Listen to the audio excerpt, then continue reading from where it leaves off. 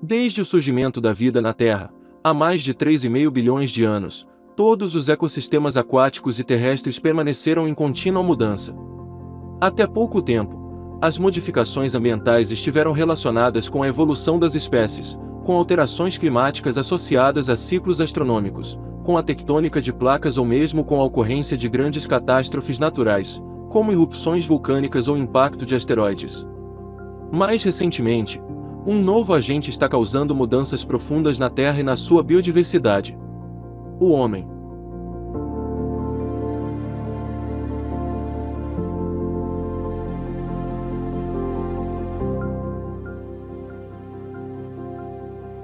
As alterações do meio ambiente, como a intensificação do efeito estufa, o desmatamento da Amazônia e da Mata Atlântica, a expansão das atividades agrícolas sobre o Pampa e o Cerrado, a poluição e alteração de ciclos hidrológicos de rios e lagos, e a acidificação dos oceanos, são impactos humanos relevantes que ameaçam não só a biodiversidade e a estabilidade dos ecossistemas, mas também o bem-estar da sociedade, a atividade econômica e a própria sobrevivência da humanidade.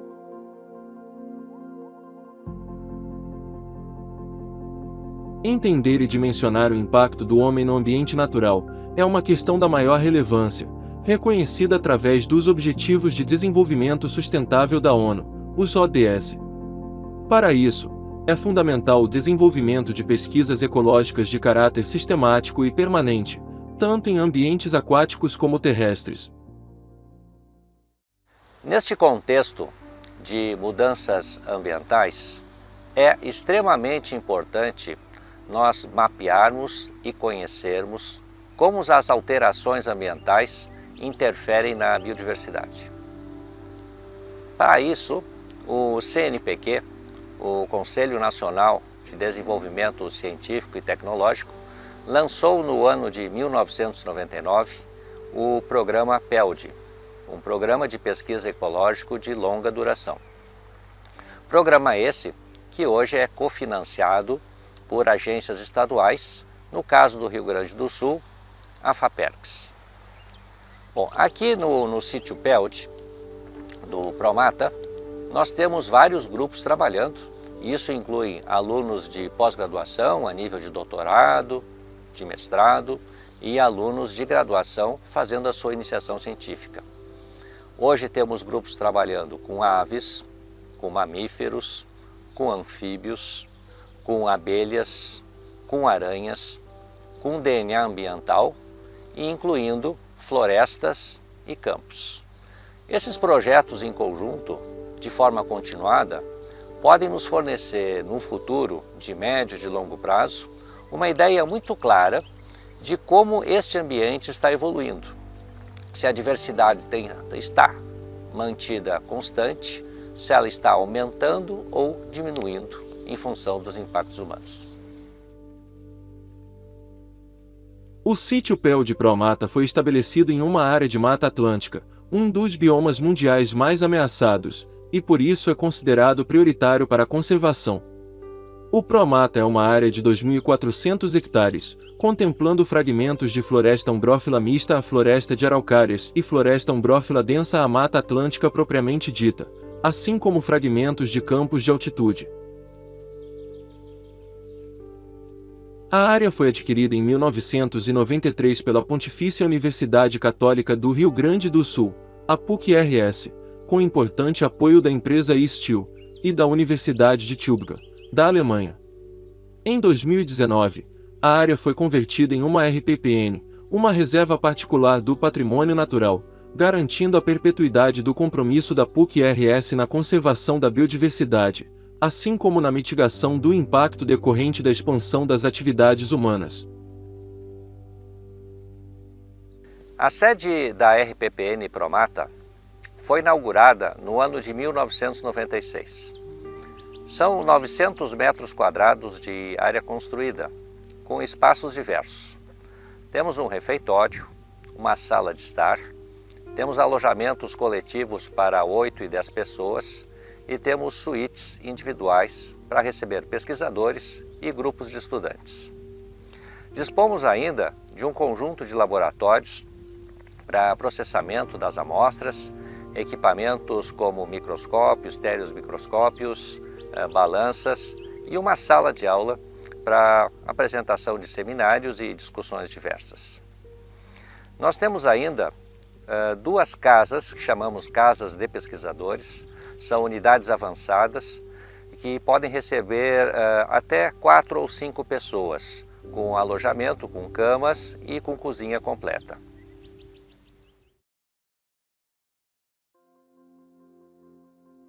Os campos são ecossistemas tão naturais quanto florestas.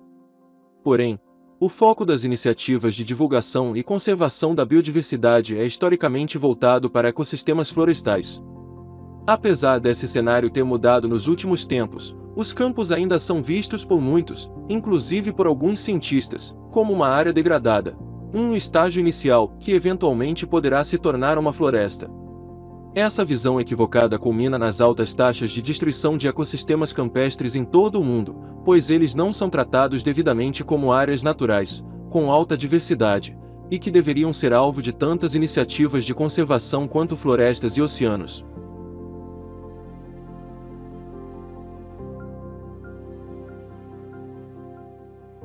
Os ecossistemas campestres apresentam altos níveis de biodiversidade, equiparáveis a todas as outras formações ecológicas do planeta.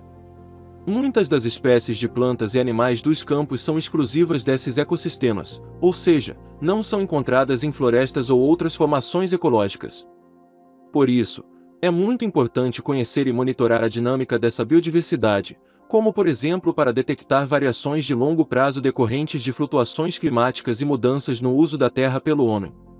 A biodiversidade, apesar de ser importante pelo seu valor intrínseco, também é muito relevante para as populações humanas por motivos práticos, pois presta serviços como a polinização, fundamental para praticamente toda a produção de alimentos do mundo, e a manutenção da qualidade da água.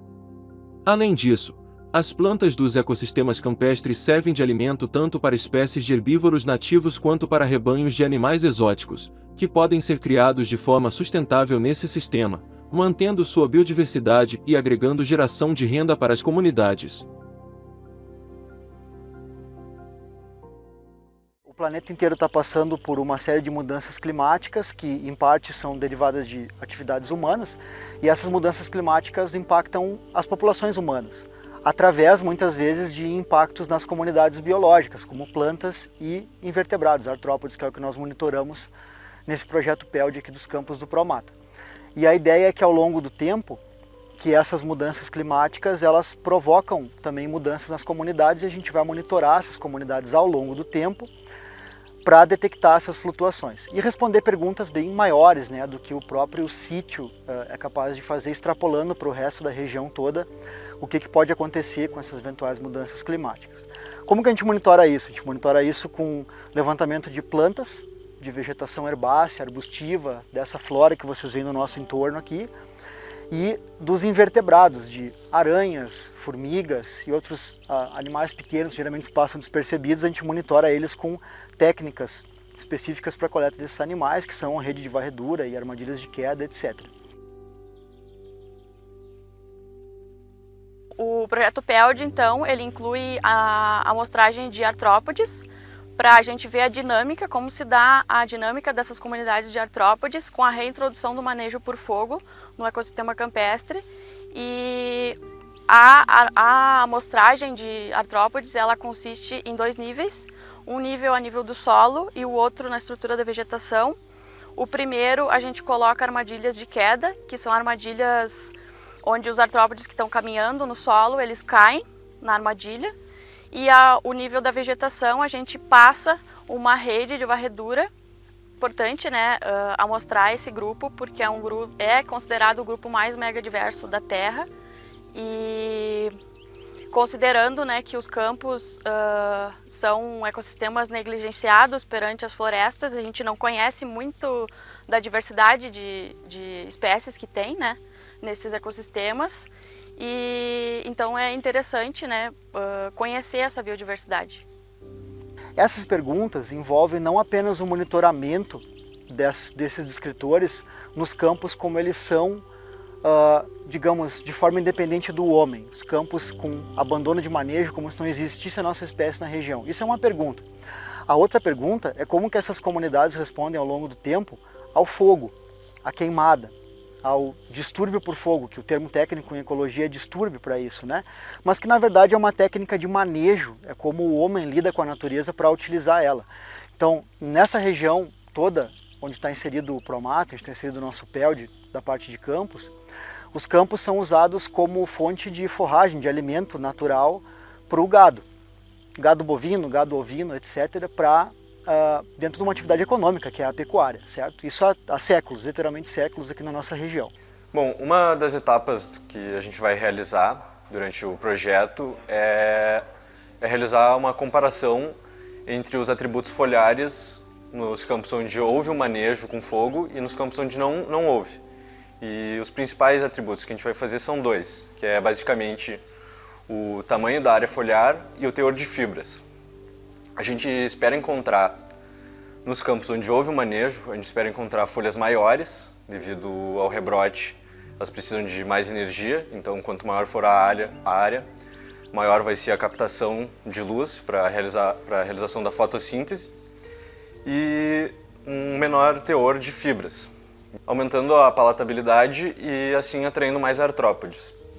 Nos campos onde não houve o manejo com fogo, a gente espera encontrar folhas menores, de crescimento mais lento e longevas. Dessa forma, elas vão apresentar um maior teor de fibras. E, além disso, vão produzir compostos para evitar a herbivoria. Aqui no Laboratório de Ecologia de Interações da PUC, a gente traz, né, depois das coletas do Promata, a gente traz todas as coletas de artrópodes, né? Além disso, a gente também faz coletas de vegetação, né, para conseguir avaliar o todo, como a comunidade de artrópodes está se comportando no antes e pós-fogo e como a vegetação também está se comportando. Como aqui é o Laboratório de Ecologia de Interações, a gente precisa fazer essa avaliação da interação dos animais, no caso dos artrópodes, com as plantas. Então, depois que esse material vem para cá, a gente faz todo o processamento dos artrópodes. Alguns ficam em via úmida, que é em álcool 70, outros ficam em via seca, que é quando eles ficam alfinetados. Já as amostras de vegetação, elas são identificadas, né, algumas vezes em campo, no caso lá no Promata, ou elas são trazidas para o laboratório, são secas na estufa que a gente tem aqui, né? E depois disso elas são montadas, é feita essa identificação do material botânico. Também tem toda a parte de biomassa vegetal, para ver se o fogo está aumentando ou diminuindo essa biomassa, e tudo isso é feito aqui no nosso laboratório, né? Tanto a parte de vegetação quanto a parte de artrópodes. A biodiversidade que tem nos campos hoje, tanto de plantas quanto de animais, ela evoluiu junto com esse regime de distúrbios. E o que se faz em muitos locais? Muitas vezes de forma errônea, com um objetivo nobre, que é a conservação da biodiversidade. Se exclui completamente os distúrbios, se remove pastejo de qualquer tipo de animal, se exclui herbivoria e se impede que ocorra fogo. Não se usa o manejo com fogo, por exemplo, na maioria das unidades de conservação do Brasil, né? Principalmente do sul do Brasil. Bom, o objetivo é nobre, mas a gente não sabe ainda o efeito que isso tem. E as hipóteses desse projeto PELD envolvem, ou as grandes perguntas ecológicas do projeto, envolvem justamente isso.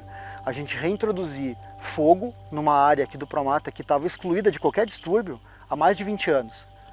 E a gente vai reintroduzir um distúrbio que é intrínseco desse sistema. E a gente vai monitorar ao longo do tempo o que acontece com as áreas que queimam e com as áreas que não queimam.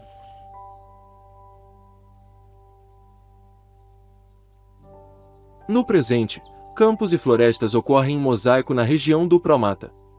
Mas essa configuração vem ocorrendo há milhares de anos. Ao longo do tempo geológico, dependendo das condições climáticas e do regime de distúrbios associado, a área ocupada por cada ecossistema passou por grandes variações. Desde o último período glacial, as florestas vêm expandindo sua área sobre os campos na região, pois o clima está progressivamente mais quente e úmido. Antes disso, sob clima mais frio e seco, os campos dominavam toda a região, e as florestas estavam restritas às baixadas mais úmidas e ao longo de cursos d'água. E o fogo desempenha um papel fundamental nessa dinâmica. As queimadas, naturais ao longo do tempo geológico e relacionadas ao homem nos últimos milênios, reduzem a velocidade da expansão da floresta sobre o campo. Estudar essa dinâmica complexa é um dos objetivos do programa PELD na RPPM Promata.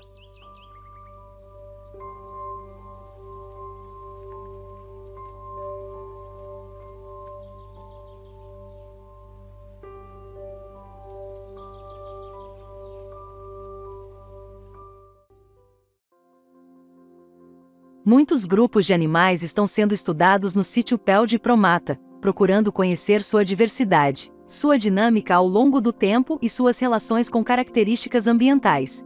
Isso permite compreender como as comunidades animais se organizam em um ambiente preservado, como se relacionam com as comunidades vegetais e de micro-organismos, e como podem ser afetadas por impactos ambientais. Um dos grupos animais que está sendo estudado é o grupo dos mamíferos.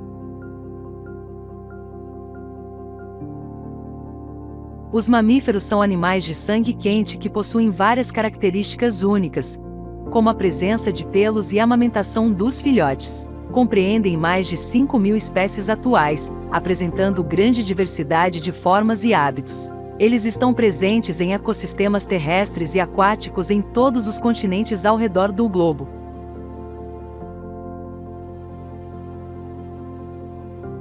No Brasil, é possível encontrar 760 espécies de mamíferos nativos, dos quais 711 são terrestres. Alguns deles ocorrem em todos os biomas do país, enquanto outros são restritos a um ou poucos biomas, apresentando especificidades ecológicas importantes. Por exemplo, no bioma Mata Atlântica podem ser encontradas cerca de 320 espécies de mamíferos, sendo que várias delas estão ameaçadas de extinção. Essas espécies podem ocorrer em todo o bioma ou estarem restritas a partes dele, tendo em vista que ele apresenta considerável variação ecológica ao longo de sua distribuição original, que se estendia por toda a costa brasileira.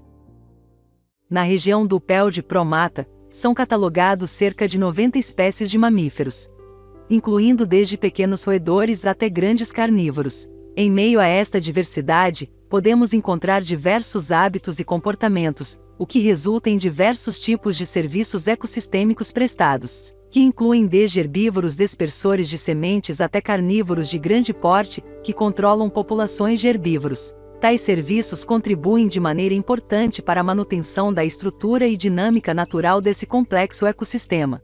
Então, tendo em vista a importância dos mamíferos para o funcionamento dos ecossistemas, tanto numa escala de tempo curta, como em escalas de tempo mais longas, e também em escalas espaciais diferentes, né, como em nível local, regional ou nível de biomas inteiros, é muito importante que essas faunas sejam estudadas com diferentes abordagens, com diferentes métodos, para que a gente tenha uma compreensão mais clara da sua dinâmica e composição. No caso desse projeto, nosso objetivo é estudar a fauna de mamíferos do Promata usando várias abordagens, desde abordagens tradicionais, que se usa há muito tempo para estudar esse tipo de animal, até abordagens bem inovadoras e tecnológicas que vão nos dar uma visão muito mais detalhada sobre a composição dessa fauna e sua dinâmica ao longo do tempo. A gente quer saber quais espécies ocorrem no Promata, como que a sua abundância muda ao longo do tempo entre diferentes partes dessa reserva, e como que isso é afetado por diferentes fatores, tanto naturais como fatores derivados da ação humana, de impactos humanos. Nós estamos vendo que as espécies têm um balanço e que juntos eles fazem com que o ecossistema funcione como deve funcionar, cumprindo as suas funções e se mantendo estável ao longo do tempo. Todas as espécies têm papéis extremamente importantes dentro das suas comunidades, fazendo com que essa dinâmica continue e os serviços ecossistêmicos, no caso, continuem sendo fornecidos. Em áreas de floresta ombrófila mista, destaca-se a presença de araucárias. Essa árvore é o principal elemento desse tipo de floresta, ocorrendo em densidades variáveis de acordo com o estágio sucessional da floresta e as condições ambientais locais. Essa espécie também se destaca pela produção de suas sementes, os pinhões. Sua produção de sementes é relativamente alta, bem como a ocorrência dessa produção no inverno, quando o número total de espécies frutíferas é baixo nessas florestas, e indicam que a araucária possivelmente desempenha um papel crucial como alimentação para alguns mamíferos que ocorrem nessas áreas. As sementes da araucária são consumidas por pelo menos 14 espécies de mamíferos que ocorrem nas florestas de araucária. Por outro lado, esses animais provavelmente desempenham um papel importante na dinâmica populacional dessa espécie vegetal, atuando como predadores ou potenciais dispersores de sementes. Apesar de muito importante ecologicamente e distinto do que ocorre em outras áreas da Mata Atlântica, essa dinâmica típica do sul do Brasil é ainda pouco estudada. Aproximadamente 30% dos registros já obtidos são de animais que têm alguma relação com o pinhão, se predam ou dispersam a semente. Um grupo que se destaca são os Artiodactyla, que são cervídeos, os porcos nativos e exóticos, o javali. Eles são os bichos que têm bastante registro aqui na nossa área.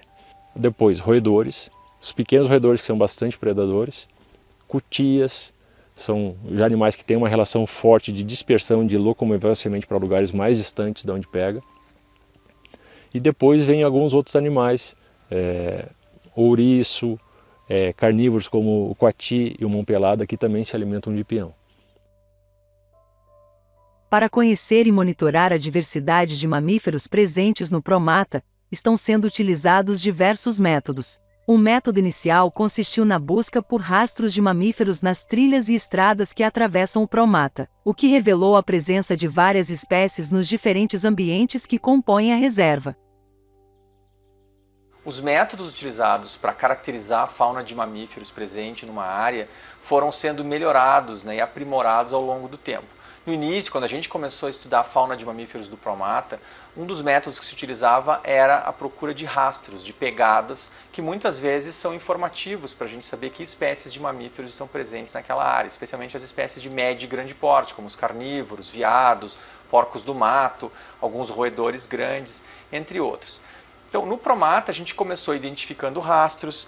Por exemplo, aqui a gente tem um molde de gesso de um rastro de uma espécie muito interessante, que é a irara, que é um bicho da família das lontras e dos furões, um carnívoro de médio porte, que até então não tinha sido documentado aqui nessa área, mas que é comum em áreas de Mata Atlântica. Hoje já temos registros muito mais detalhados dessa espécie, mas a primeira vez que se pegou foi através desse método dos rastros. Outro exemplo interessante também com moldes de gesso são os gatos do mato pequenos. A gente tem várias espécies de gatos do mato aqui na América do Sul, algumas delas ocorrem na região sul da Mata Atlântica. Uma delas é o gato do mato pequeno do sul, mas tem outras espécies com pegadas semelhantes. Então, através dos rastros, a gente documentou a presença desses gatos pequenos, são gatos selvagens, que não tem muita diferença no seu rastro, não é tão fácil ou tão definitiva a identificação deles através desse método. Então é um método que ajuda a descobrir várias coisas, mas sem um nível de detalhamento suficiente para que a gente possa monitorar a presença, a abundância, a diversidade de espécies, como métodos mais avançados hoje em dia permitem. Embora os mamíferos sejam bastante abundantes na área, esses animais são de difícil visualização. Pensando nisso, o método mais utilizado para a amostragem de mamíferos são as armadilhas fotográficas, que são câmeras digitais que ficam afixadas em postes, em árvores, em trilhas e estradas do interior da Promata, e elas funcionam por sensor de movimento. Quando o animal passa na frente dessas armadilhas fotográficas, elas começam a gravar, seja uma foto ou vídeo. Na Promata, a gente tem 15 armadilhas fotográficas espalhadas em diversos ambientes de campo, mata, bordas de mata, interior e em áreas de campo também. Os dados obtidos com essas armadilhas fotográficas, eles são usados para entender os comportamentos das espécies, para a gente ter uma noção de quais horários essas espécies estão ativas, se elas são noturnas, diurnas, são catemerais, ou seja, se elas andam o dia inteiro ao longo das 24 horas, a gente consegue saber em que ambientes que essas espécies estão ocupando, se elas são espécies muito mais de campo ou muito mais de mato, se elas ocupam todos os ambientes disponíveis. E para isso, como as armadilhas fotográficas não alteram os comportamentos dos animais, a gente usa então as armadilhas fotográficas para isso. Além disso, nós também, para aquelas espécies que são passíveis de identificação individual, como por exemplo algumas espécies de felídeos que possuem as pintinhas, né? Essas marcações no corpo são como se fosse a nossa digital.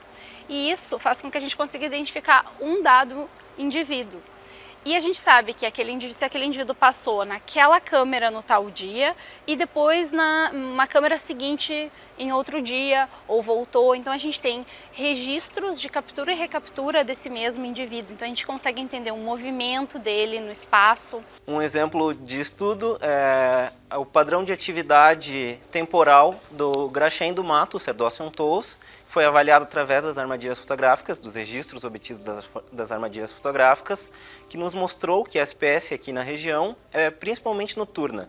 Ela tem picos de atividade no início da noite e no final da madrugada. Um outro exemplo de mamífero presente na área que também é noturna é o puma concolor, que também apresenta atividade ao longo do dia inteiro, mas principalmente nos horários noturnos, como no início da noite e no final da tarde.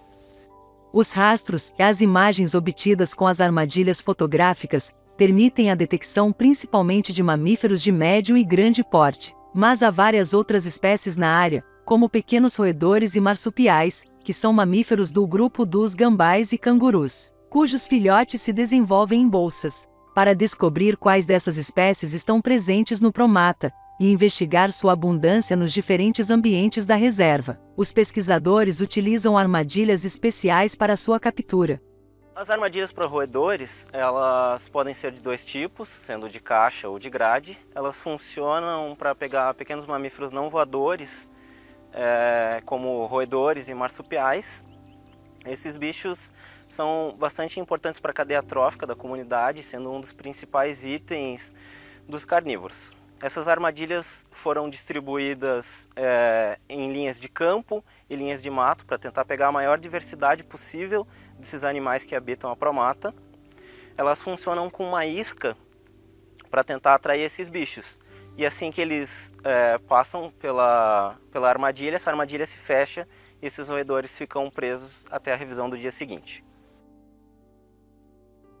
A comunidade de mamíferos presente em uma área é tão diversa que estes métodos ainda não são suficientes para detectar todas as espécies. Há mamíferos que voam, os morcegos, e para estudá-los são necessárias outras técnicas, como a detecção dos seus sons através de gravadores automáticos, colocados no ambiente de forma parecida com as armadilhas fotográficas usadas para outras espécies. Esses animais também são capturados diretamente com o uso de redes de neblina, o que permite a coleta de várias informações além da simples presença da espécie na área.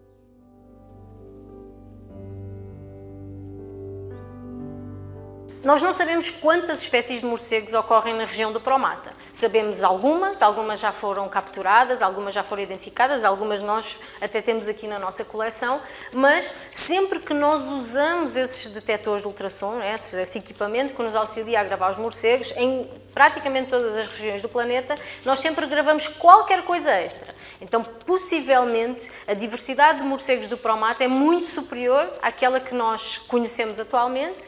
E é com base nessas gravações, nesses sonogramas que nós vamos analisar, que nós vamos tentar perceber quais são as espécies e quantas são essas espécies.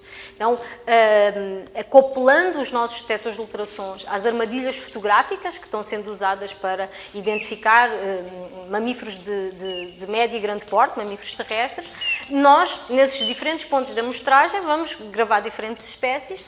Vamos trazer aqui para o laboratório, vamos transformar aqueles sons em sonogramas visíveis e com base nesses parâmetros de frequência e intensidade nós vamos então identificar essas espécies de morcegos ali do Promata.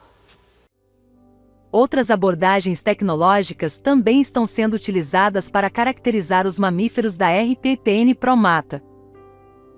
Um método atual, bastante utilizado para a caracterização de diversos tipos de organismos, inclusive de mamíferos, é a análise de DNA. Existem vários tipos de análise de DNA que incluem, por exemplo, o levantamento de que espécies ocorrem em uma área utilizando DNA ambiental. Significa coletar amostras de solo, de água e, através do sequenciamento de DNA, descobrir que espécies ocorrem ali. Nós estamos aplicando esse método na área do Promata para testar sua eficácia para descobrir espécies adicionais de mamíferos e também avaliar sua presença em diferentes partes da reserva. Outra análise de DNA inclui a dieta de carnívoros, por exemplo. A gente pode coletar fezes de carnívoros e através da análise de DNA das fezes nós sabemos de que carnívoro, né, veio essa amostra, ou seja, quais amostras vêm de quais espécies, saber o que eles estão comendo através de análises morfológicas, né, de dentes, ossos, pelos, ou de análise de DNA também. Pode-se fazer o DNA das presas dos carnívoros, que também permite uma identificação mais detalhada da dieta de cada espécie. Um dos objetivos nesse caso é saber o que cada espécie come e por que elas coexistem no mesmo lugar, como que elas dividem os recursos ao longo do tempo e ao longo do espaço, que é um objetivo de pesquisa bastante importante para a gente entender o funcionamento da comunidade. Pode-se também estudar a microbiota intestinal, o que faz parte da ecologia das espécies, como é que elas lidam com diferentes tipos de alimento, identificar parasitas e vários outros tipos de aspectos da ecologia desses animais podem ser estudados a partir do DNA de suas fezes. Também se pode fazer DNA das fezes de outros organismos, como por exemplo de morcegos. Se pode coletar fezes dos morcegos e identificar os alimentos que eles consomem, como insetos, frutas e outros, o que também contribui para a compreensão da ecologia dessa comunidade como um todo. Através da combinação desses vários métodos, o projeto está revelando em detalhe a riqueza de mamíferos presente em uma área de Mata Atlântica com características únicas, como a presença de araucárias e de enclaves de campos de altitude. Além de conhecer quais espécies estão presentes na área, está revelando também detalhes sobre sua variação de abundância e atividade ao longo do tempo, bem como suas relações ecológicas entre si e com variáveis ambientais. Isso permite estabelecer um conhecimento mais sólido sobre como as comunidades de mamíferos se estruturam neste tipo de ecossistema, como variam no tempo e no espaço, e como podem ser afetadas por impactos ambientais. Com isso, o estudo dos mamíferos do Promata tem potencial de contribuir para embasar estratégias para a conservação dessas espécies e de seu importante papel ecológico, não só nesta área de Mata Atlântica, mas em todos os outros ambientes em que elas existem.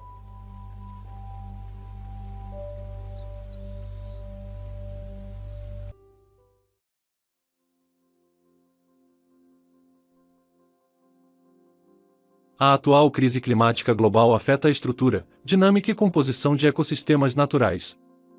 Os efeitos variam conforme fatores e condições locais, levando a diferentes respostas das espécies e mudanças nas propriedades e serviços ecossistêmicos, como produção de biomassa e ciclagem de nutrientes. Para avaliar os efeitos e prever melhor as consequências das mudanças climáticas, são necessários dados de monitoramentos de parcelas florestais mantidas em longo prazo, em diferentes regiões do mundo. Nesse sentido, existem redes de parcelas permanentes que compartilham dados para conhecer a dinâmica temporal das florestas. Na Amazônia, por exemplo, os dados demonstram uma diminuição na capacidade dessas florestas em acumular biomassa devido ao aumento da mortalidade de árvores grandes, que ultrapassa o aumento em biomassa observado via crescimento. A dinâmica temporal da biomassa é aspecto-chave do sequestro e liberação de carbono pelas florestas. Porém, o conhecimento sobre as respostas de outros biomas brasileiros às mudanças climáticas é incipiente. A Mata Atlântica tem seu limite sul de distribuição sob um clima subtropical, onde as condições climáticas especialmente associadas à temperatura atuam como filtros ambientais à ocorrência de espécies. Nós temos estudado essas parcelas aqui desde 2009, quando elas foram demarcadas. Então, elas vêm sendo monitoradas a cada 5 anos. E em cada uma dessas parcelas a gente identifica as espécies arbóreas que estão no local e mede o diâmetro, a altura, o diâmetro do caule, a altura do peito, e esse diâmetro ele é marcado e vem a ser medido de novo depois de 5 anos. O que isso nos diz? O quanto que aquela árvore cresceu, o quanto que ela se desenvolveu e o quanto que isso representa em termos de estoque de carbono. Então, nós temos 14 parcelas ao longo de um gradiente de altitude e elas vêm sendo monitoradas desde 2009. Então é uma região extremamente interessante e sensível a qualquer mudança climática, dentre elas esse aumento de temperatura. Porque conforme aumenta a temperatura, a gente tem novas espécies que têm esse potencial de ter um sucesso maior, ter um desempenho maior, ter um crescimento maior. E isso influencia nos estoques de carbono, isso influencia em todo o funcionamento dessa floresta e de outras espécies que fazem uso dessa floresta como seu habitat. O subprojeto Parcelas Permanentes na Mata Atlântica do Sul do Brasil DUPEL de RPPN Promata, dará continuidade ao monitoramento de parcelas estabelecidas em 2009 e implementará outras parcelas, formando um gradiente na transição entre a floresta com araucária e a floresta atlântica estrito sensu, a umbrófila densa. Esses são dois tipos florestais que variam em composição de espécies de árvores com preferências climáticas mais temperadas, associadas a temperaturas mais frias, a espécies mais tropicais, associadas a temperaturas mais quentes. Ao todo, serão 14 parcelas permanentes implementadas na região nordeste do Rio Grande do Sul, ao longo de um gradiente de altitude e temperatura, ideal para monitorar os efeitos das mudanças climáticas. Então, essas nossas 14 parcelas permanentes, elas fazem parte, nós incluímos ela dentro de um grupo muito maior, que é o Forest Plot. É uma rede de diferentes pesquisadores ao redor do mundo, na América do Sul e também na África e em toda uma região tropical e subtropical, com mais de 2.000 pesquisadores e mais de 6.000 plots. O que essa rede representa? Em vez de nós termos estudos e observar padrões de mudança apenas nessa nossa região aqui no sul do Brasil, que é uma região subtropical e bastante característica, a gente começa a observar padrões ao redor do mundo. E o clima é tudo para uma floresta, né? Então, qualquer mudança no clima, a floresta responde. Às vezes muito lentamente, porque são indivíduos de vida longa. Então, parcelas permanentes, elas servem para isso, para a gente manter essas observações em longo prazo e, ao longo de gerações, a gente vai aprendendo com elas. Então, essas florestas aqui do sul do Brasil, elas são super importantes em termos de estocagem de biomassa. O que é a estocagem de biomassa? É a capacidade que as florestas têm de estocar carbono nas árvores, né, principalmente. E a gente obtém essas informações medindo o diâmetro das árvores e considerando a altura e densidade da madeira. Então a gente combina todas essas informações quando a gente faz as medidas na floresta e ao final a gente pode ter então essa estimativa de biomassa. E essas florestas aqui, como por exemplo as florestas no sul do Brasil, incluindo a região aqui do Promata, estocam biomassa em valores semelhantes a florestas amazônicas, em algumas regiões da Amazônia.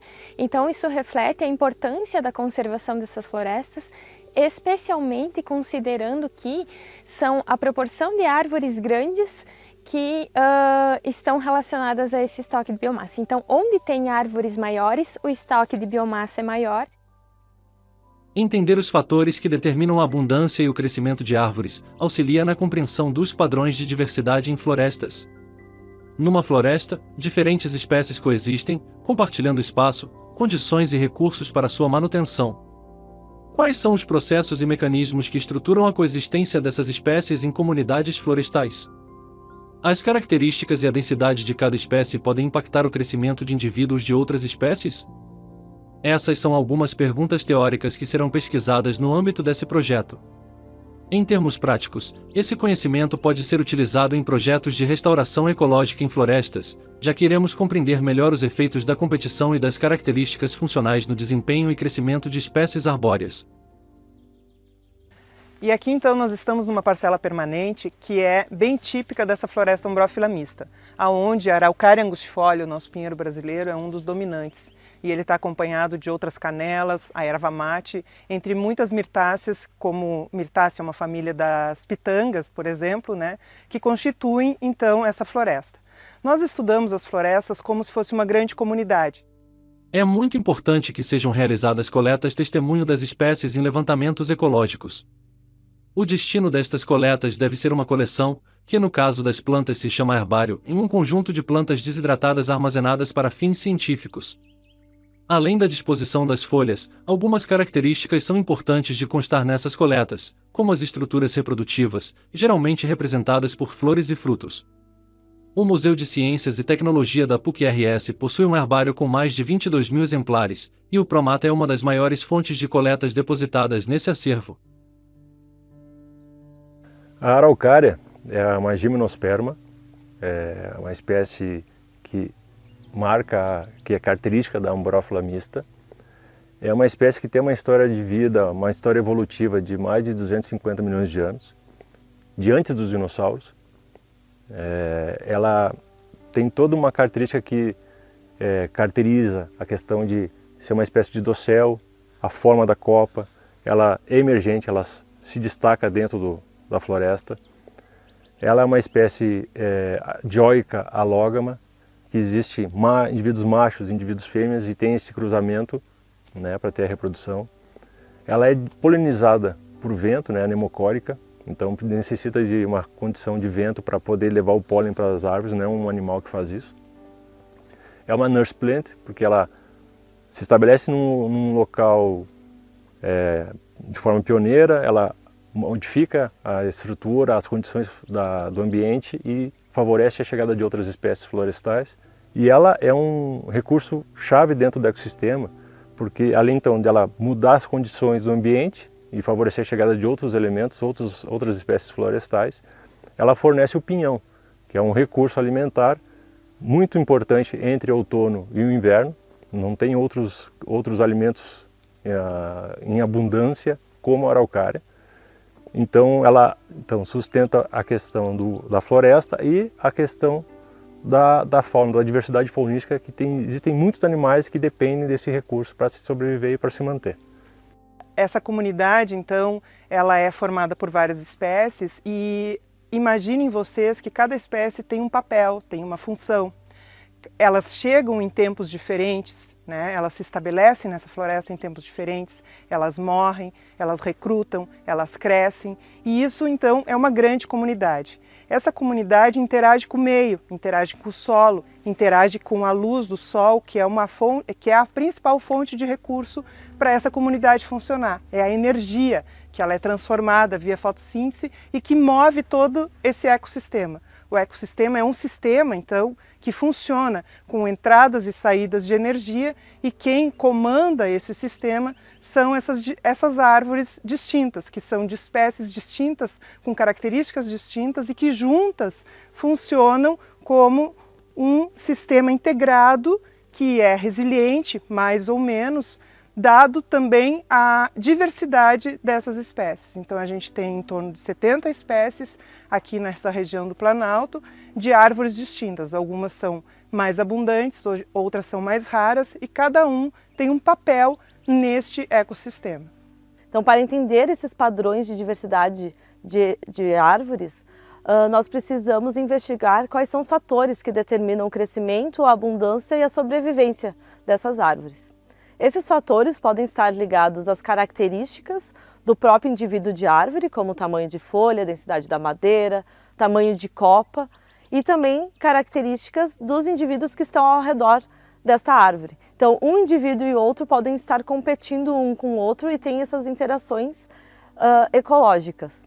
Então, com o aumento de temperatura, nós esperamos que haja uma migração de elementos tropicais para a região subtropical, o que pode acarretar numa diferença nas interações competitivas entre esses indivíduos arbóreos.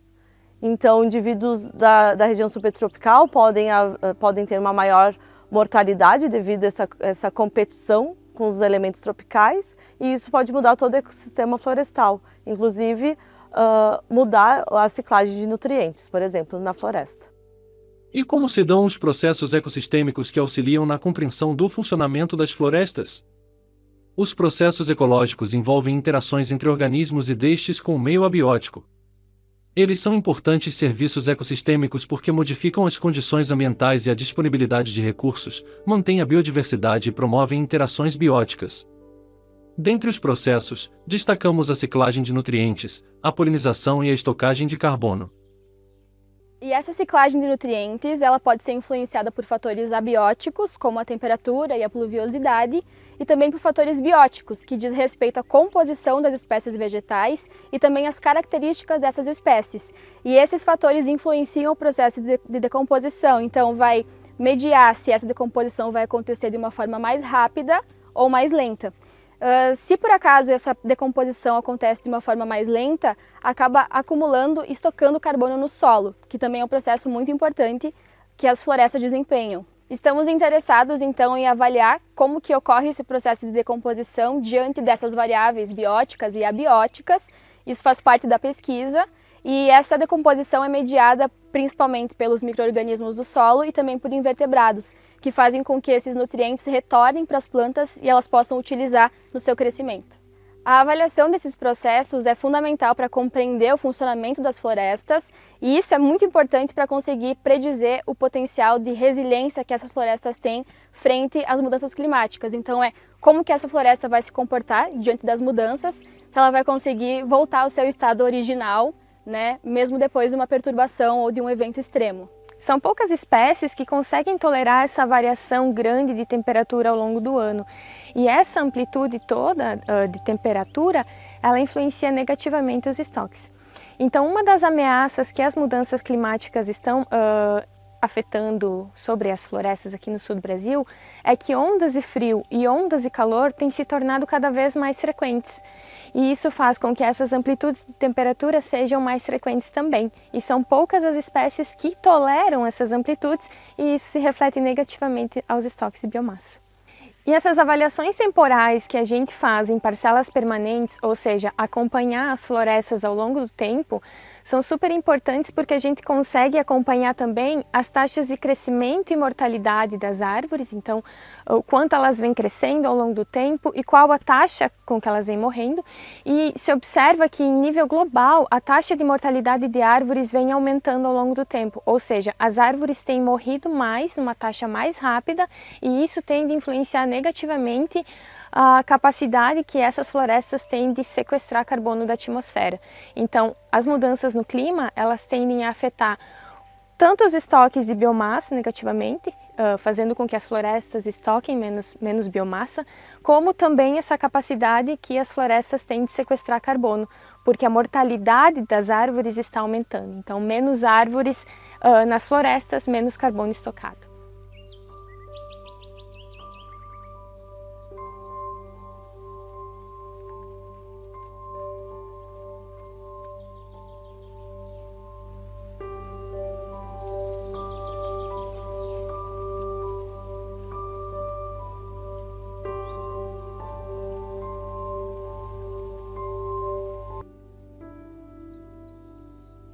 Os anfíbios são animais vertebrados que se destacam por ter representantes que passam parte do seu ciclo de vida na água e outra parte no ambiente terrestre, e podem ser classificados em 3 grupos: a anura, urodela e a ápoda.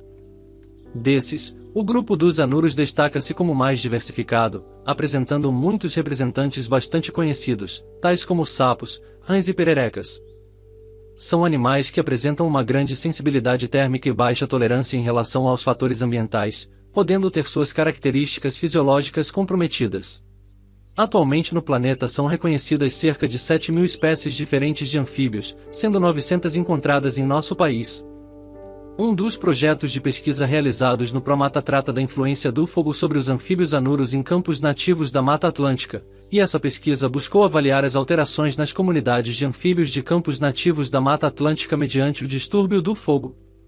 Nos chamou a atenção bastante a possibilidade nesse projeto de entender um pouco mais sobre como que o fogo no campo afeta os anfíbios. Se a gente for pensar do ponto de vista da vegetação, existem muitas correntes de cientistas que dizem que o fogo ele é benéfico para o campo, como de fato ele é. O fogo ele ajuda a manter o campo como ele é e não ser invadido, né, ou ser substituído por uma floresta. Mas uma pergunta que está no ar há muito tempo e ninguém conseguiu ir a fundo ainda para responder é como que a fauna, e especialmente os organismos que têm uma pequena mobilidade, como os anfíbios, que não conseguem se deslocar rapidamente ou não conseguem voar como as aves, como que o fogo afeta esses organismos? E foi isso que a gente fez. Então a gente aproveitou esse experimento, né, de queima controlada, a gente sabia exatamente que ponto do campo ia ser queimado e quando ia ser queimado. A gente aproveitou essa oportunidade para monitorar o que acontecia com esses anfíbios. Para avaliar o efeito do fogo sobre a comunidade de anfíbios, a pesquisa consistiu num experimento no qual foram realizadas queimadas controladas em áreas de campo, dentro do Centro de Pesquisas e Conservação da Natureza, Promata, localizado no município de São Francisco de Paula, no Rio Grande do Sul. Para o experimento foram definidas 12 parcelas, distribuídas em pares, totalizando 6 pontos amostrais. Cada ponto tem uma parcela que foi submetida a um evento de queima chamada parcela fogo, e outra que se manterá intacta chamada parcela controle. A gente consegue monitorar a presença dos anfíbios e quais espécies estão aí pela vocalização.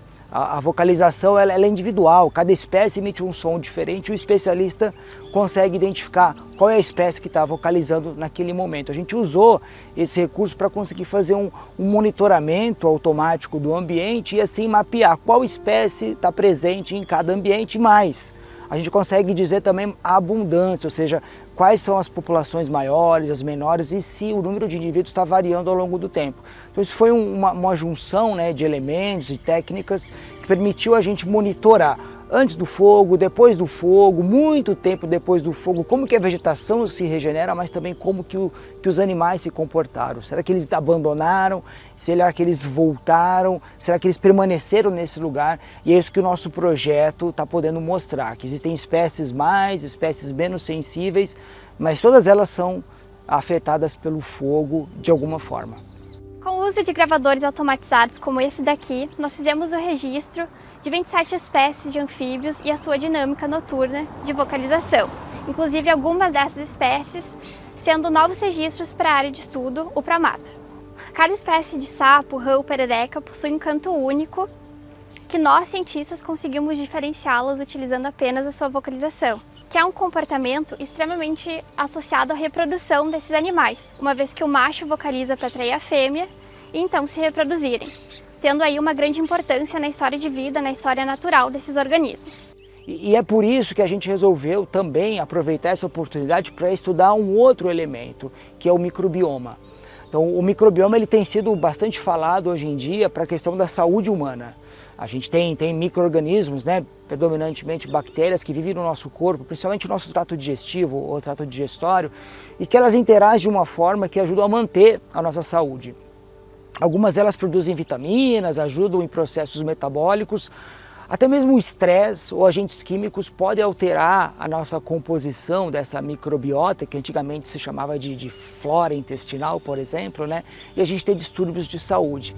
Mais recentemente, a ciência voltou o seu olhar para o microbioma, né? Para esses micro-organismos que vivem também nos organismos da natureza. Então a gente está estudando a pele dos anfíbios, que na pele dos anfíbios existe uma comunidade muito complexa de bactérias e de fungos e eles interagem nesse ambiente que é a pele. E distúrbios, né, no entorno, no ambiente, como fogo, são potenciais distúrbios para essa microbiota sofrer alterações também. Então a gente está não só monitorando quem está lá, mas também qual é a microbiota da pele desses anfíbios. A gente descobriu coisas bem interessantes quando a gente voltou o nosso olhar para a microbiota ou para o microbioma, né? A gente viu, por exemplo, que o fogo ele é um estresse e que associado a esse estresse segue-se uma alteração na microbiota da pele e principalmente o aumento na quantidade de micro-organismos que deixam os anfíbios mais suscetíveis a outras doenças. Então é uma cascata de interações que é bastante complexa. Não quer dizer que aquelas bactérias que estão na pele do anfíbio elas vão deixá-los doentes. O desarranjo dessas bactérias permite que outros organismos, fungos, por exemplo, oportunistas, invadam a pele e os anfíbios cheguem até a morrer. Hoje, no mundo, a maior ameaça à biodiversidade de anfíbios, que tem trazido mais de 40% de declínio de populações, por exemplo, de extinções de espécies de salamandras e declínios de populações no mundo inteiro de anfíbios, é a quitridiomicosi. Essa é uma doença causada por um fungo que se instala na pele dos anfíbios e que em algumas semanas traz os anfíbios à morte. Essa doença ela é potencializada quando o microbioma, a defesa das bactérias dos anfíbios, se torna mais frágil. Então, problemas ambientais como queimadas, desmatamento, poluição podem afetar o microbioma dos anfíbios, matando essas bactérias, fazendo com que a diversidade delas seja menor, e isso faz com que eles fiquem mais vulneráveis a essa doença que tem sido a maior ameaça no mundo inteiro aos anfíbios, a quitridiomicosi. Então, na nossa pesquisa, nós capturamos os anfíbios do ambiente e utilizamos um suave médico para fazer uma varredura na sua pele para coletar as bactérias e outros micro-organismos que estavam presentes nele. Então, nós levamos isso ao laboratório e então realizamos uma pesquisa, uma varredura para descobrir quais as espécies de bactérias e de outros micro-organismos tinham naquele animal antes do fogo. e nós fizemos essa mesma coleta depois do fogo. E aí então nós descobrimos que depois que as queimadas aconteceram, o microbioma foi muito afetado. Perdeu diversidade, teve espécies diferentes colonizando esse microbioma, e a gente viu que a saúde dos anfíbios foi afetada pelas queimadas. E deixou eles mais vulneráveis a pegar doenças como a quitridiomicose e o BD. Outra pesquisa que está sendo realizada no Promata pretende estabelecer e acompanhar marcadores ligados à composição bioquímica, ao balanço oxidativo, ao sistema endócrino e a fatores de condição nutricional em girinos de Boana Faber, obtidos a partir de desovas que foram coletadas no período de maior atividade reprodutiva da espécie, a primavera e o verão. No entorno do Promata, vem ao longo dos últimos anos, principalmente dos últimos 5 anos, aumentando bastante, né, o uso, né, das terras para finalidade agrícola. Principalmente a soja tem aumentado de forma bastante pronunciada na região de São Francisco de Paula, uma cultura que não era característica da região, e junto com as lavouras de soja nós temos o aumento crescente do uso de diferentes agrotóxicos, né? Então o PELD nos oportunizou desenvolver pesquisas para que a gente possa ver o impacto, né, do agrotóxico na realidade de um herbicida à base de glifosato, que é o agrotóxico mais vendido no nosso país. 46% de tudo que o Brasil consome de agrotóxico tem como princípio ativo o glifosato. Então, nesse projeto, nós estabelecemos como objetivo principal analisar o impacto de diferentes concentrações de um herbicida em formulação comercial, que é aquilo que realmente é usado na lavoura, contendo concentrações crescentes de glifosato como princípio ativo. E essas concentrações, que variaram de 65 até cerca de 500 microgramas de glifosato por litro, elas são concentrações que fazem parte do rol permitido na legislação brasileira, né? 65 microgramas por litro é a quantidade de glifosato máxima estabelecida para água para consumo humano, e também concentrações que já foram encontradas em ambientes natural em diferentes bacias hídricas no Brasil. Apesar desse rastreio de agrotóxicos em bacias hídricas no nosso país ainda ser bastante escasso. Então, alguns estudos mostram uma variação de concentração de glifosato em ambiente natural e principalmente bacias hídricas, né? Variando até cerca de 700, 800 microgramas por litro, às vezes um pouquinho mais. O animal que nós escolhemos estudar, até pelo histórico científico do nosso grupo, foi uma espécie de anfíbio, a Boana Faber. Tá? E esse anfíbio, ela tem como característica a construção de ninhos durante a reprodução, onde as fêmeas, né, elas depositam seus ovos. E a nossa finalidade foi então estabelecer marcadores fisiológicos, bioquímicos e fisiológicos que pudessem permitir o acompanhamento a longo prazo desses animais inseridos dentro de uma área de conservação natural, mas que no entorno dessa área vem aumentando a produção agrícola, e produção agrícola esta com o uso de agrotóxicos. Os resultados que nós obtivemos até agora, então, eles estão inseridos dentro de um projeto que é a responsabilidade do grupo de pesquisa que compõe o Laboratório de Fisiologia da Conservação, que envolve desde alunos da iniciação científica até alunos de pós-graduação. E nesse projeto, então, nós pretendemos, né, estabelecer marcadores bioquímicos e fisiológicos, aspectos morfológicos nesse anfíbio, Boana Faber, na fase de desenvolvimento larval, larvas essas obtidas a partir de massa de ovos coletadas no Promata. Dentro desse projeto que ficou, né, desse subprojeto que ficou como responsabilidade para o Laboratório de Fisiologia da Conservação, nós já conseguimos estabelecer marcadores bioquímicos ligados ao metabolismo, principalmente o metabolismo energético, e também marcadores bioquímicos ligados ao balanço oxidativo, né, naquilo que no conjunto é chamado, né, muitas vezes na literatura, de estresse oxidativo. E dentro desse conjunto de resultados foi observado sim um impacto, né, dessas concentrações ecológica ou ambientalmente relevantes de glifosato sobre esses animais em estágio larval, né? E esses dados, esse conjunto de resultados vai nos permitir a longo prazo acompanhar essa população, né?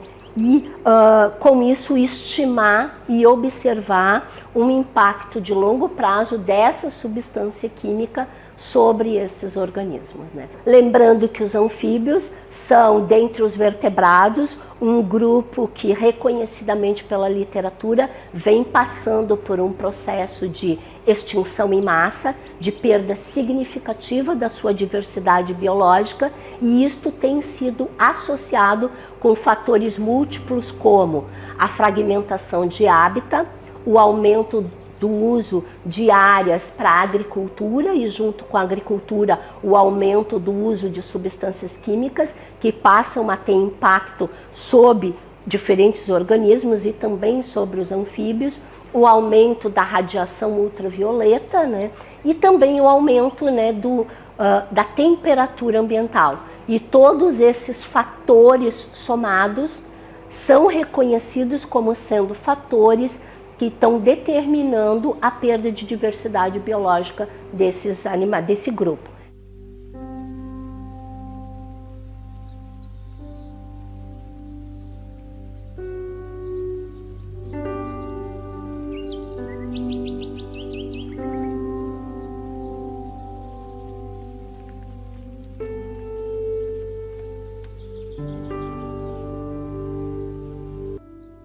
A polinização é um serviço ecossistêmico de extrema importância para a vida na Terra, pois é através dela que a maioria das plantas se reproduzem, gerando os frutos e sementes que dão origem a novas plantas e fornecem alimento para uma grande quantidade de animais, incluindo nós, os humanos. Mais de 85% das plantas no mundo dependem ou têm sua polinização facilitada por animais. Entre todos os animais polinizadores há um grupo que notoriamente se destaca: as abelhas. As abelhas dependem dos recursos florais como sua principal fonte de alimentação. As abelhas adultas vão ativamente até as flores buscar o néctar, que é a sua principal fonte de energia, mas também buscam o pólen, que é o alimento utilizado para suas crias, seja nas colmeias das abelhas sociais ou nas células de cria das abelhas solitárias. As plantas, por sua vez, precisam dessa relação com as abelhas para ter auxílio na sua reprodução através da polinização. Então, nesse sistema, abelhas e plantas se beneficiam numa relação ecológica que chamamos de mutualismo, que é quando todos os envolvidos se beneficiam e ganham alguma coisa. Esses benefícios são tantos que geram saldo positivo para todo o ecossistema natural e não somente. Na polinização agrícola, as abelhas auxiliam na produção de frutos e cereais de espécies dependentes de polinização, contribuindo com os mais de 200 bilhões de dólares da produção agrícola global que depende de polinizadores. Dada a importância ambiental e social desses organismos, é muito relevante incluí-los em estudos de longa duração como esses do PEL de Promata, né? Essas avaliações de longo prazo nos ajudam a entender os padrões populacionais, principalmente, isso é principalmente importante para as abelhas nesse contexto de que muitas das espécies estão passando por declínios populacionais, né? Que estão relacionados a ações diretas ou indiretas dos seres humanos, como a perda de hábitats, a extensão de monoculturas e o uso excessivo de agrotóxicos. Então, aqui na Promata já existe um longo histórico de estudos com abelhas, existem registros de coletas de grupos de pesquisas nacionais e internacionais desde 1986, desde esse ano, praticamente todos os anos tem pelo menos algumas coletas, né? E com isso já foram registradas mais de 130 espécies de abelhas só aqui dentro do Promata, e todo esse acervo está guardado na coleção zoológica do Museu de Ciências e Tecnologia da PUC. Esses registros históricos são muito importantes e relevantes para a ciência, né? Porém, cada um desses estudos buscou responder a diferentes objetivos, com diferentes metodologias, né? E isso acaba dificultando a comparação desses dados históricos ao longo dos anos, né?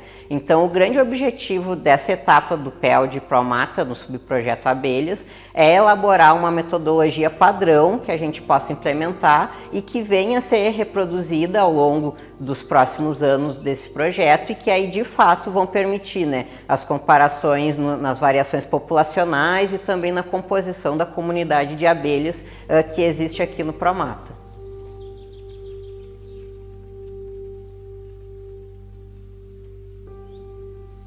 Nesse trabalho, a gente está interessado em toda a comunidade de abelhas que vive nessa região. Quando a gente fala em abelhas, as pessoas geralmente pensam só na abelha africanizada, a Apis mellifera, que é uma abelha exótica criada aqui no Brasil e produz o mel que a gente encontra com facilidade nos mercados. Porém, existe uma enorme diversidade de abelhas. No mundo, são reconhecidas cerca de 20 mil espécies e aqui no Brasil estima-se que existam mais ou menos 3 mil espécies, sendo que só metade dessas espécies já foram descritas pela ciência. Além dessa grande diversidade de espécies, existe uma grande diversidade de hábitos entre essas abelhas.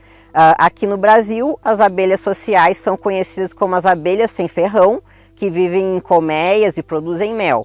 Só que a maior parte da diversidade de abelhas do mundo e no Brasil são de abelhas solitárias, onde uma única fêmea constrói o seu ninho, deposita o alimento da sua cria e os seus ovos. Essas crias vão se desenvolver ali sem ter contato com a mãe ou com nenhuma outra abelha adulta, até completarem o seu ciclo e emergirem como adultos. Alguns exemplos dessas abelhas são as mamangavas, que são aquelas abelhas grandes e pretas, comumente observadas no maracujá, e também as alictidae, que são abelhas metálicas, que também são bastante observadas em flores nativas.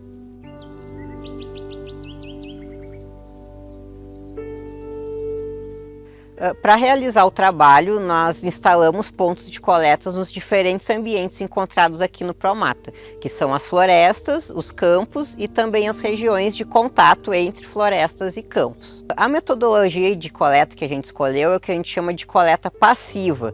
Isso quer dizer que é um tipo de coleta que não depende da habilidade do coletor.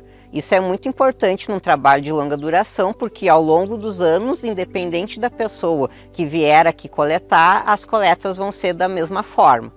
A metodologia escolhida se chama Pan-Traps. Essa é uma metodologia bastante simples. Ela consiste em pratinhos coloridos que simulam as cores que as abelhas procuram nas flores, né? Então esses pratinhos ficam expostos ao longo do dia e essas abelhas que vão estar procurando seu alimento vêm até esses pratinhos. Ali dentro tem um líquido onde vai ser efetuada a coleta. Depois de passar do período de exposição dessas armadilhas, o pesquisador vem até elas e coleta as abelhas que foram capturadas. Esse material então vai ser levado para o laboratório, analisado e preparado para ser tombado na coleção científica e tudo isso vai criando a base de dados que vai ser analisada e mantida ao longo de todos esses anos do trabalho. Após a coleta em campo, as abelhas são levadas para o Laboratório de Entomologia da PUC-RS, onde serão identificadas e preparadas para o tombamento na coleção de abelhas do Museu de Ciências e Tecnologia da Universidade. Essa etapa do trabalho é de extrema relevância, pois através dele esse material vai ficar perpetuamente à disposição da ciência. Então, depois da coleta em campo, lá no Promata, né, a gente traz o material coletado aqui para o Laboratório de Entomologia da PUC, na nossa sala de preparo, onde a gente começa a preparar o material para ser conservado na coleção, né. Aqui a gente já tem alguns indivíduos do nosso último campo, né, que já foram preparados. Cada inseto é colocado em alfinete, é seco para ficar conservado e recebe as etiquetas com as informações da coleta, né? Onde vai, por exemplo, o local, a data de coleta, a coordenada da onde ele foi coletado e o método de coleta. Essas informações no indivíduo são importantes para o caso de qualquer pesquisador que venha aqui no futuro, né? Precisa dessas informações para algum trabalho e para o próprio registro, né? E além dessas informações estarem aqui, elas estão no banco de dados da coleção científica. As coleções da PUC, a gente possui atualmente 14 coleções biológicas e 2 coleções de peças, sendo que das biológicas a gente tem coleção de insetos, de mamíferos, de aves, de aracnídeos, e essa especificamente onde a gente está hoje é a coleção de insetos e abelhas, sendo que a coleção de insetos atualmente a gente possui 75 mil exemplares e a coleção de abelhas em torno de 60 mil exemplares. Especificamente a gente tem uma coleção separada de abelhas pela importância que tem de polinização e um grupo de pesquisadores muito grande no Rio Grande do Sul que trabalha com abelhas sem ferrão. Atualmente a gente também está recebendo material dessas coletas do PELD e está todo disponível também para qualquer pesquisador do mundo que queira acessar esses dados. Eles estão disponíveis através de um programa que se chama Species Link, que semanalmente ou mensalmente são atualizados com os dados que são incorporados na coleção.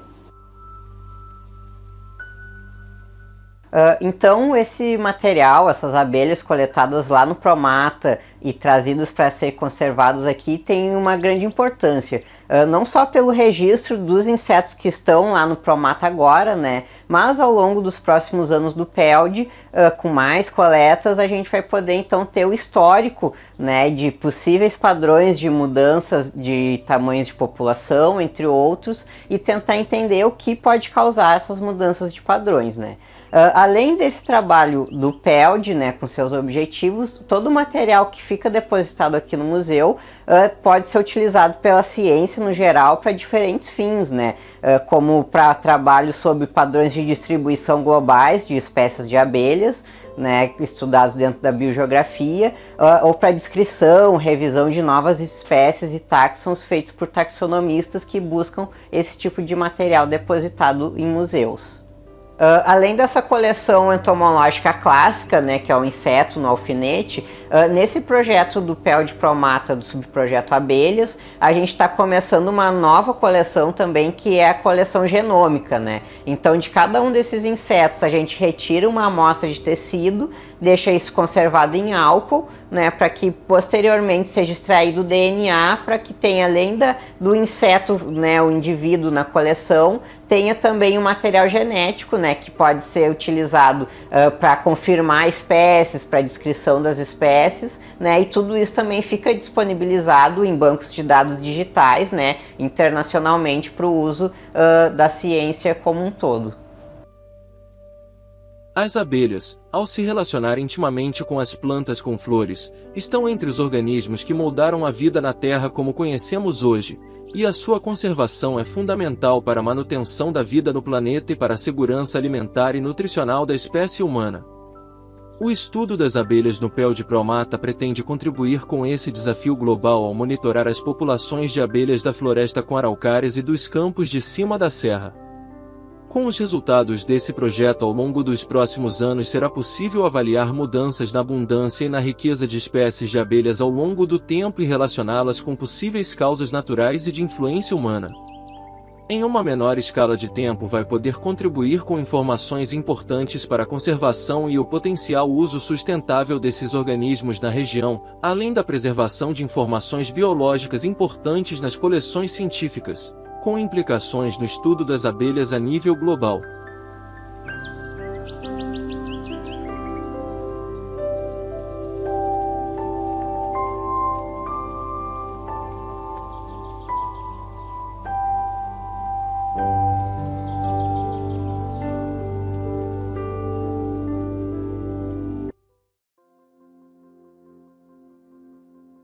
As aranhas são aracnídeos assim como os ácaros e escorpiões. Os aracnídeos, juntamente com os insetos, centopeias e crustáceos, formam um grupo de animais ainda maior, os artrópodes. Este é o maior grupo animal do planeta, com mais de 1 milhão de espécies conhecidas. Estima-se que este seja apenas 10 a 30% do total dos artrópodes. Estes animais geralmente são mal vistos pelas pessoas, pois há muitas espécies consideradas pragas agrícolas ou vetores de doenças. No entanto, eles possuem uma variedade incrível de funções no ecossistema, muitas delas benéficas ou até essenciais à vida humana. Não teríamos alimento sem os muitos artrópodes polinizadores ou predadores que controlam as populações de pragas. Neste quesito, Certamente as aranhas destacam-se, pois são um dos maiores predadores de outros artrópodes. Como o PELD é um projeto de longa duração, a gente pensou em abordar o seguinte tema: o que acontece com a comunidade de aranhas em ambientes fechados, em ambientes florestais, versus a comunidade de aranhas em ambientes campestres, que é uma área aberta. Uma vez que a gente está passando por mudanças climáticas e aquecimento do globo, será que a floresta ela não serviria como um buffer, como um meio de tamponar um pouco essa mudança, reduzindo assim essa alteração da temperatura em relação ao campo, que é um ambiente aberto, que perde calor ou ganha calor com mais facilidade? Se sim, o que a gente espera é que ao longo do tempo a comunidade de aranhas na floresta e no campo mudem de modo diferente. Que mude muito pouco, quem sabe até nada, em ambientes florestais, mas que mude em campo, por conta dessas alterações climáticas. Mas isso é o estudo longitudinal, é aquilo que realmente representa a variação da comunidade de aranhas ao longo do tempo, que é bem alinhado com o que é um PELD, que é um projeto ecológico de longa duração, é entender uma dinâmica populacional ou comunitária ao longo do tempo. As aranhas são animais de tamanho variado, que podem caçar armando emboscadas para suas presas, construindo teias para prendê-las ou correndo até capturá-las. É devido a este grande repertório de comportamentos de caça que as aranhas ajudam a manter as populações de artrópodes em números estáveis. Contudo, uma parte significativa destes comportamentos depende que seus habitats não sofram grandes alterações. Isso não é tão simples porque os ambientes são dinâmicos, mas muito deste dinamismo está atrelado a eventos antropogênicos, e até o momento, sabemos muito pouco sobre os impactos que isso pode causar às populações naturais de alguns organismos. Um dos outros projetos que a gente tem no nosso grupo, com que trabalha com aranhas, é o de entender a sucessão da comunidade de aranhas no espaço. Então, ver como que elas vão recolonizar o ambiente uma vez que forem retiradas de lá. O objetivo do projeto, é testar se num curto período, num período de 5 horas mais ou menos, as aranhas vão recolonizar o espaço. Como que a gente faz isso? Em campo, lá no Promata, em várias trilhas, num trecho de 150 metros. Num dos trechos a gente então vai retirar as teias, que é para testar se as aranhas conseguem refazer essas teias nesse período. E em outro trecho subsequente a gente retira as aranhas. Com esses tratamentos a gente tenta responder algumas perguntas, que são, nesse período de tempo, as aranhas conseguem então estabelecer novas teias? Se essas teias foram estabelecidas, foram feitas por indivíduos das mesmas espécies que já estavam lá? Ou então são novas espécies que vão aproveitar esse nicho vago para colonizar? Então, qual é o nosso trabalho em campo? Nós vamos para o Promata, nós ficamos de cerca de 7, 8 dias, e lá nós vamos alternando cada dia em uma trilha para fazer o trabalho. Nessas trilhas nós vamos pegar alguns dados que vão ajudar a fazer a tentar entender como é o processo de recolonização. Então a gente vai pegar dados como a altura da trilha, a altura da teia, distância da trilha, distância do início da trilha, o tamanho, então o tipo de teia, se são teias irregulares, se são teias orbiculares, porque cada tipo de teia é feito por grupos diferentes de aranhas. Depois de tudo isso, nós recolhemos então o material e nós trazemos para o laboratório. Esse material, então, depois de ser coletado em campo, ele é trazido para o laboratório para fazermos a triagem. Então, em campo a gente coleta coloca elas em Eppendorfs, que são recipientes temporários com um número temporário, para depois ele ser colocado então na coleção de forma definitiva. Então aqui o material já está identificado e no recipiente que vai ficar e vai ser o permanente. E uma terceira linha que a gente trabalha lá é a de DNA barcoding, onde a gente busca tirar amostras de tecido das aranhas que estão sendo coletadas naquele espaço para poder criar um banco de tecidos e com isso um banco de informações genéticas das espécies do Promata. Porque identificar usando o DNA requer que a gente tenha um referencial. Então eu preciso de uma sequência de um organismo já conhecido para que quando eu pegue uma outra sequência que eu não conheça, eu possa comparar e se por acaso aquela nova sequência for idêntica ou muito similar àquela que a gente já tem dentro do Promata, eu teria como dizer que então essa nova sequência representa aquela mesma que foi coletada previamente. Então, quanto mais espécies a gente tiver barcodings, mais fácil será para a gente obter a identificação usando o DNA, o que é uma conexão direta com um dos subprojetos do PELD, que é o de DNA ambiental. Todo esse material que foi coletado nos diferentes projetos, eles depois vão ser armazenados nessa coleção, na coleção de Arachnida e Myriapoda do Museu de Ciência e Tecnologia da PUC. Aqui é onde o material ele vai ser triado, ou seja, separado entre as diferentes espécies ou morfoespécies de aranhas e depois vai ser utilizado nos seus respectivos trabalhos, seja para criar uma lista de quais são as espécies que a gente tem no Promata, seja para fazer os estudos ecológicos, como o do trabalho que envolve a sucessão ecológica de espécies e de indivíduos de aranhas dentro do espaço. A ideia do projeto de aranhas é trabalhar de modo integrado com outros projetos do PELD.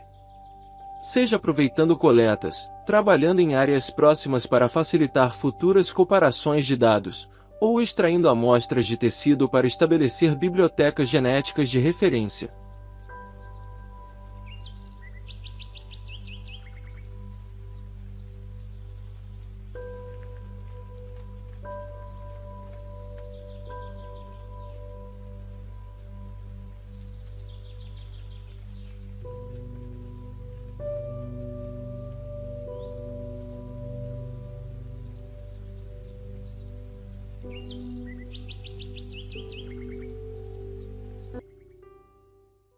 A pesquisa de aves do PELD existe no local desde a sua fundação, o que a qualifica como uma das localidades brasileiras com maior densidade de pesquisa existente no sul do Brasil. A avifauna da RPPN Promata foi estudada no final do século passado, na década de 90, resultando em mais de 200 espécies registradas. Adicionalmente, dados com informações autoecológicas de mais de 100 espécies vêm sendo coletados de forma padronizada desde 2014. Desde 2021, um novo levantamento da diversidade de aves está sendo conduzido como parte do projeto PELD, coordenado pelo Instituto do Meio Ambiente, PUC-RS. Este é um projeto de monitoramento da biodiversidade de aves do Promata. É um projeto que iniciou há muito tempo atrás, a gente então dá continuidade a um trabalho que foi iniciado em 1998, né, com uma parceria com a Universidade Católica, né, com a Pontifícia Universidade Católica do Rio Grande do Sul.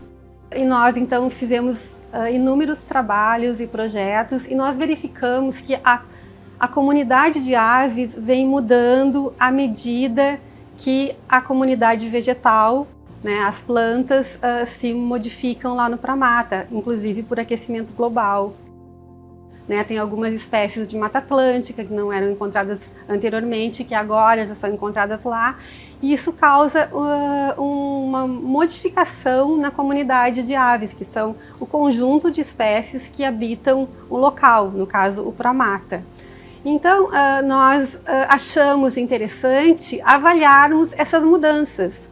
Então, como nós temos uma série temporal de dados muito grande, de dados de 1999, dados de 2000 e continuamente, de forma às vezes interrupta, mas contínua, né, ao longo de todos esses anos, a gente resolveu continuar esse monitoramento, né, através do projeto PELD. Então a gente faz um trabalho de levantamento de espécies, é um trabalho de observação, né, nós usamos binóculos, percorremos as trilhas existentes no Promata, e essas trilhas então são trilhas que têm diferentes fitofisionomias vegetais, né? Então tem trilhas que são um pouquinho mais abertas, né, com elementos campestres, com elementos de borda, de floresta e campo. Tem trilhas bem fechadas, com uma mata mais conservada, uma mata mais primária, e outras trilhas em mata secundária, que é aquela mata onde a vegetação está emergindo, né? A gente usa para isso, atualmente, listas de McKinnon, que é um dos métodos de observação de aves que não é invasivo, né? A gente não precisa capturar os espécimes para ter uma informação. A gente vai para campo, a gente percorre as trilhas essas diferentes e aí a gente anota. No caso, a gente fez uma adaptação da metodologia e a gente faz listas de 15 espécies. Então, nós vamos anotando cada espécie até fechar 15. Aí, depois que fechar 15, a gente começa uma nova lista. E nós fizemos em torno de 30 a 47 listas por saída. Daí vai depender das condições climáticas, da quantidade de aves que a gente avista ou escuta, né? A equipe é geralmente a mesma, né? Para a gente não ter esse problema de metodologia de quem é que viu o quê. Então é bem legal, é um trabalho que também é um passeio e uma oportunidade grande de observar espécies legais, porque no Pramata nós temos muitas espécies interessantes, nós temos espécies que nós não víamos no passado e que nós estamos vendo agora. E tem espécies ameaçadas no Pramata, a gente tem registros muito interessantes, né? Ao longo de muitos anos a gente já vem acompanhando isso e está cada vez melhor. Dentre as espécies que nós já registramos até agora, então, durante as nossas amostragens, nas trilhas do campo nós podemos destacar o canário do brejo, o tico-tico do banhado, o pica-pau do campo. Já nas trilhas da floresta nós podemos destacar o corocochó, o beija-flor de papo branco, a gralha azul. E dentre as espécies florestais nós temos o registro de várias espécies que estão ameaçadas de extinção. Entre elas podemos citar o macuco, a jacutinga, que é uma espécie criticamente ameaçada de extinção, é uma das espécies mais ameaçadas do Brasil, inclusive ela participa de programas de reintrodução da espécie em outros locais do país. É uma espécie que começou a ser registrada no Pramata mais recentemente, ela não tinha ocorrência há alguns anos atrás, quando o projeto começou. Além disso, nós podemos citar também o papagaio do peito roxo, que é uma espécie também que depende desse tipo de ambiente mais conservado, né? Essas espécies que eu falei, né, que estão ameaçadas, elas dependem então desses ambientes mais preservados. Nessa lista de espécies ameaçadas, nós podemos citar também o pinto do mato e a araponga. Como o Pramata é um ambiente predominantemente florestal, então a maioria das espécies que a gente encontra lá são espécies que dependem da floresta. E por ser um ambiente então bem conservado, também uma vegetação florestal bastante conservada, favorece então a ocorrência dessas espécies ameaçadas. O Pramata é uma unidade de conservação extremamente importante para a biodiversidade, né, dessa região austral da Mata Atlântica, né, nós estamos o Rio Grande do Sul está no fim, digamos, da Mata Atlântica. E o projeto, então, ele tem como objetivo primordial entender essa dinâmica na mudança da composição dessas espécies, tanto internamente, comparando essa composição nos seus diferentes ambientes, né? Então, por isso que a gente tem essas trilhas amostrais, onde a gente faz o registro dessas espécies, sazonalmente. Então, a gente tem esse objetivo, né, de avaliar essa dinâmica no tempo e no espaço. E, além disso, nós queremos também tentar entender um pouco o papel funcional dessas aves nos ecossistemas, porque as aves são elementos extremamente importantes do ponto de vista da manutenção dos ecossistemas. Claro, além de serem animais lindos e carismáticos, né, elas são muito importantes para os serviços ecossistêmicos. Então, no Pramata, a grande maioria das espécies arbóreas que existem lá são dispersas por aves. Então, a dispersão de sementes é um processo ecológico extremamente importante. As espécies insetívoras são muito importantes para o controle de pragas, né? E as espécies nectarívoras, que também, os beija-flores, que participam da polinização. Então, a vegetação, ela tem uma relação íntima com as aves, né? Ou as aves têm uma relação íntima com a vegetação.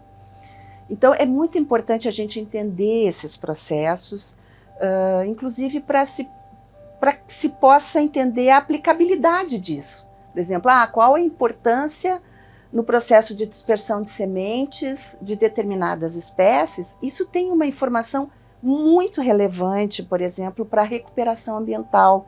Se a gente quer fazer alguma restauração ambiental, né? Restaurar ambientes, que espécies são importantes para levar essas sementes, né? Então,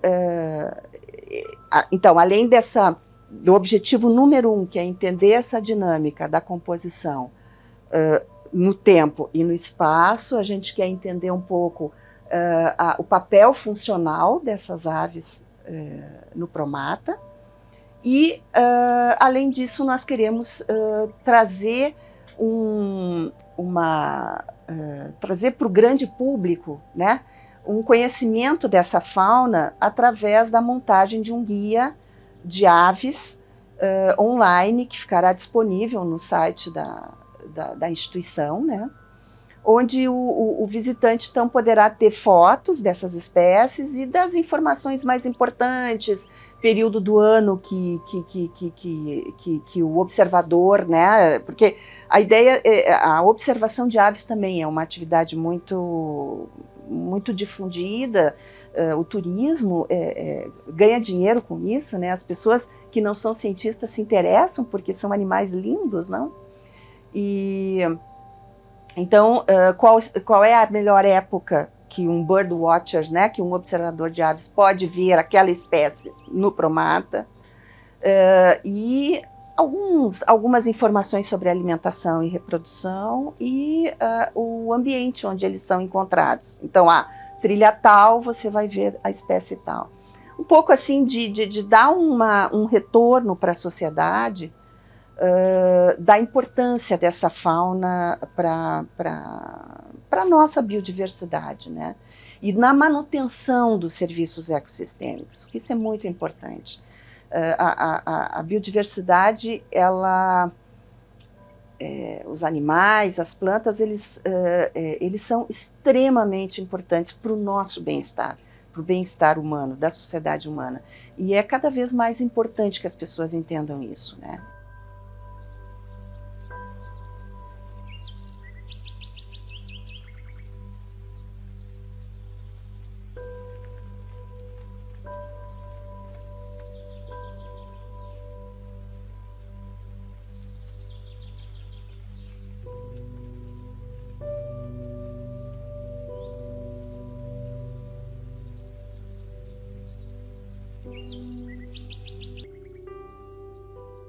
O monitoramento da biodiversidade inclui tradicionalmente métodos que envolvem a visualização dos organismos presentes em determinado ecossistema.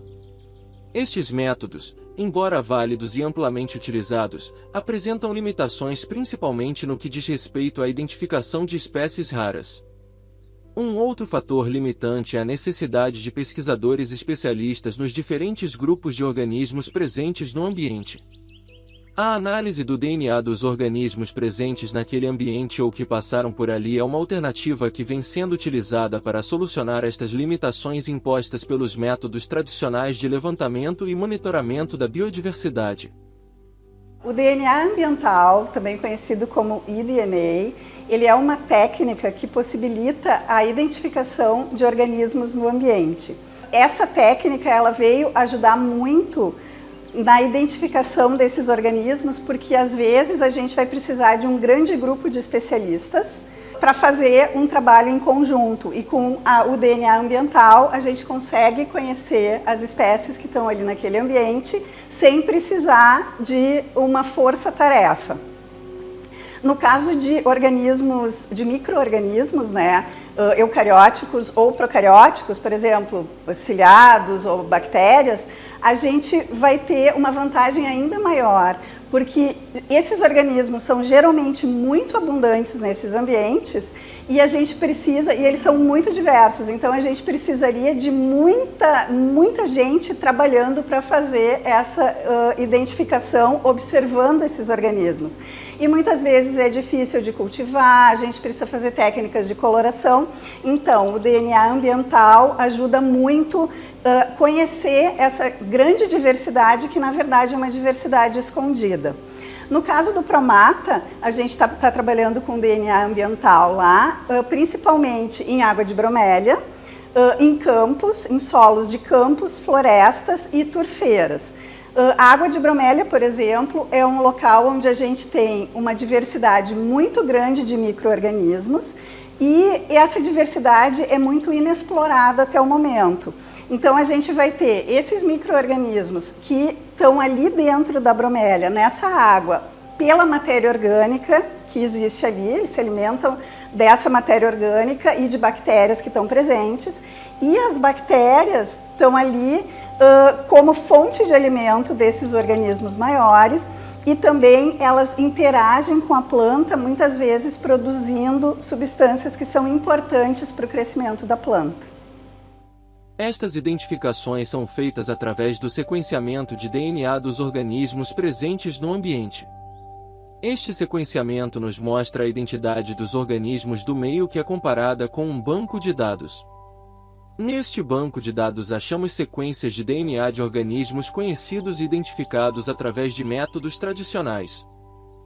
Durante a graduação eu tive a oportunidade de visitar o Promata, a área que está sendo estudada agora no PELD, que é uma área incrivelmente diversa e muito pouco explorada ainda.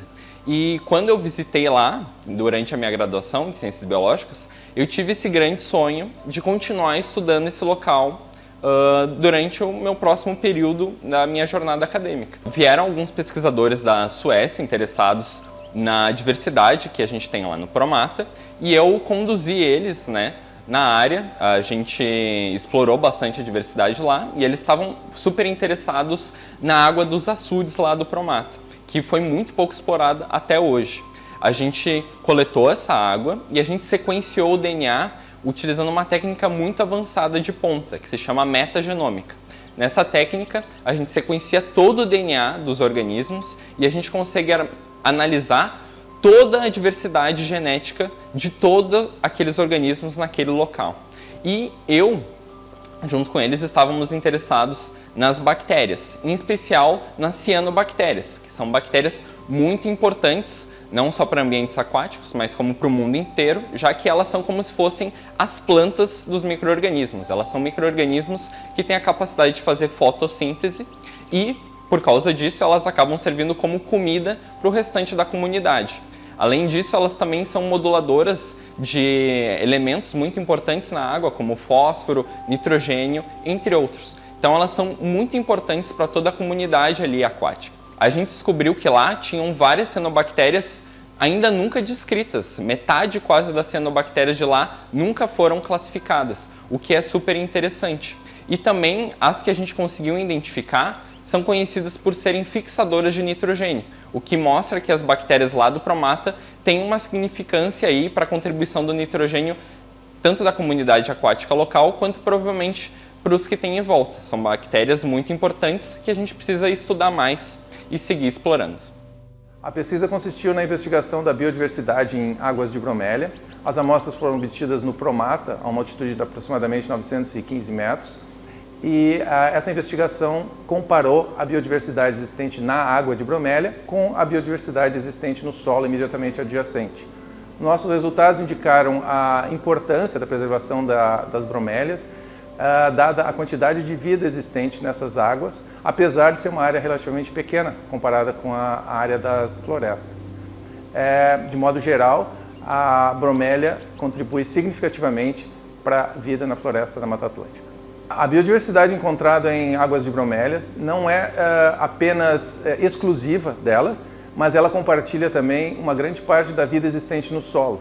E isso dá a esse tipo de ambiente a propriedade de reter vidas exclusivas e servir como repositório em caso de algum distúrbio que afete a biodiversidade no solo. Além de conhecer a diversidade do ambiente, podemos também analisar o papel destes organismos dentro do ecossistema. Podemos também, desta forma indireta, saber que organismos frequentaram aquele ambiente de água ou solo sem necessidade de visualizá-los. Isto é particularmente interessante para animais noturnos de difícil visualização. O nosso grupo de pesquisa se dedica principalmente ao estudo de micro-organismos procariontes. As mais conhecidas são as bactérias, mas também temos as arqueias. A gente atua no laboratório de imunologia e microbiologia aqui da PUC. Temos diferentes alunos dedicados, seja para análise de amostras de água dos açudes, de turfeiras, de bromélias, do solo. E a gente investiga todos esses micro-organismos através de coletas lá no Promata e posterior extração de DNA e investigação do eDNA ou eDNA. Permite com que tenhamos um conhecimento muito mais amplo de toda a diversidade de micro-organismos procariontes, de todos esses ambientes e até outros que futuramente a gente possa também querer estudar, porque os métodos mais tradicionais para estudar esses micro-organismos, que é através de cultivo, eles nos permitem um conhecimento muito limitado. Os meios de cultivo acabam selecionando apenas algumas espécies, no máximo 1% do que tem no ambiente. Então, os métodos de DNA nos permitem uma ampliação muito grande do conhecimento, não só da diversidade de todas as espécies que estão nestes ambientes, mas também como eles interagem, o seu papel nos ecossistemas, nos ciclos biogeoquímicos, como o ciclo do carbono, o seu papel em regular, por exemplo, ajudar a regular as mudanças climáticas, aquecimento global, ciclo do nitrogênio e muitos papéis fundamentais não só para a vida deles, mas também de plantas, de animais e, em última análise, também do papel indireto que eles têm, né, na manutenção da saúde do planeta para a nossa sobrevivência. As turfeiras são ambientes bem peculiares, porque elas têm baixo oxigênio, elas são ambientes ácidos e estão a maior parte do tempo alagadas. E o que faz com que a microbiota, as bactérias que podem ser encontradas nesses locais, sejam muito diferenciadas do que encontramos em outros ambientes, por causa dessas características. E elas podem ter, dependendo do que encontrarmos, uma aplicação biotecnológica para a indústria, podemos descobrir novas funções, então são ambientes bem importantes de serem estudados, inclusive porque elas têm um impacto muito grande no aquecimento global, já que elas estocam bastante carbono e outros gases de efeito estufa. Então, entender que bactérias, micro-organismos estão nesses ambientes e que estão envolvidos com a liberação de gases de efeito estufa é importante para, no futuro, fazer a remediação e melhorar a situação do aquecimento global. O DNA ambiental ele traz muitas possibilidades de estudo com relação à biodiversidade. Então, a gente tem o trabalho do pessoal que trabalha com micro, para identificação de espécies, mas a gente também pode usar para fazer o monitoramento de organismos maiores que passam pelo ambiente. Então, a gente pode pegar qualquer amostra ambiental, seja ela solo, água, sedimento de corpos d'água, e a gente extrai esse DNA para saber se o indivíduo, se os organismos que a gente tem interesse passaram por ali ou não. Então, é uma maneira não invasiva de fazer esse acompanhamento, monitoramento e entender a distribuição, o movimento das espécies no ambiente. O nosso trabalho basicamente com carnívoros, o laboratório foca muito em carnívoros, então a gente tem esse foco nesse grupo. E por conta também de a gente trabalhar com carnívoros, um outro uso do DNA ambiental que é muito interessante é usando das fezes desses animais. Então a gente consegue não apenas identificar quem que produziu aquelas fezes, né? Qual carnívoro que produziu aquelas fezes, mas a gente também consegue identificar a dieta e a alimentação, então o que esse animal consumiu, que também nos dá uma ideia das espécies que estão presentes naquele ambiente, né? Então a gente entende da ecologia do carnívoro, do animal, que está presente ali, também o que ele consome, dieta desse animal. Com a análise do DNA ambiental, poderemos conhecer a diversidade escondida de vários ambientes, bem como utilizá-la para monitoramento ambiental, o que possibilitará aos pesquisadores um acompanhamento mais preciso de mudanças que possam estar ocorrendo em determinado local.